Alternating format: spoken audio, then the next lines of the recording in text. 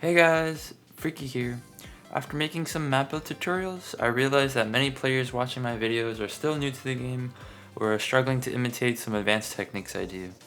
So to make sure I don't confuse anyone and make sure everyone is getting the most out of my map build tutorials, I decided to start this new series where I'll be covering different drifting techniques to help you guys improve. Today we'll be covering the very fundamentals of drifting and what you need to master as a beginner.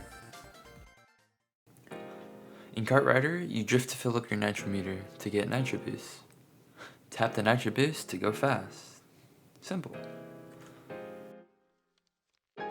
First, you must learn to cut drift. It is performed to end your drift and straighten out your kart. While in a drift, cut drift by pressing the opposite direction key and drift key at the same time. This is the fastest way to stop a drift. If you crash during a drift, the nitro charge gained will be lost. To avoid this, you can cut drift to immediately end the drift and maintain the nitro charge. The longer your drift distance is, the more nitro you charge. This is why dragging, which means to drift during a nitro boost, charges nitro faster.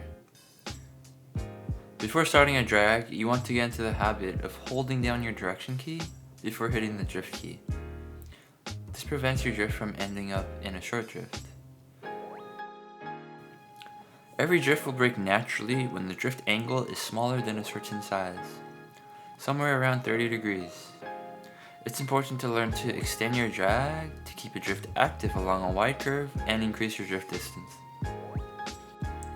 Drag extend by pressing the direction key of the drift direction. Notice that I'm able to stay on the same drag radius by tapping my direction key on a regular interval. This is something that is often overlooked and important to keep in mind when thinking about the line you are drifting on. I recommend going into the training ground to practice extending your drag along this white circle. A nitro boost only lasts a set duration.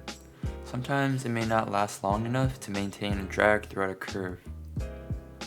Cut charging is a technique used to stop your drag when the nitro bar is full to collect one nitro, then immediately start another drag to continue dragging on the same radius.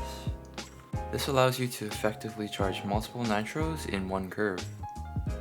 The key to cut charging is knowing when to cut your drift. Remember that a drift breaks when the drift angle is smaller than around 30 degrees.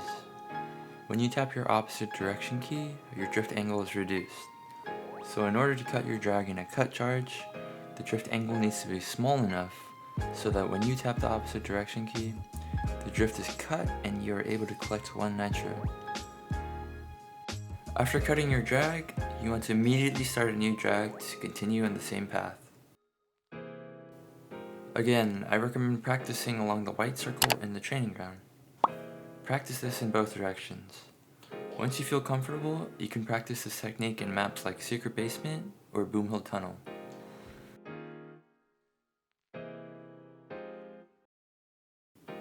Another way to charge nitro during a nitro boost is the S charge. It's perfect for straight roads. Start a drift with nitro, then perform a counter drift to pull back the head of the kart and straighten out. Make sure you drift wide enough so that your nitro meter becomes full and a nitro is collected. Finally, we have double drift, a technique used to corner sharp curves like U-turns faster than a single drift. Simply start a drift, and then drift again in the same direction. If you can master these techniques, then you can learn most of the tracks in the game. I recommend practicing on the map up and down to learn all the fundamental drifting techniques. In the next tutorial, we'll talk about drift quality. Peace!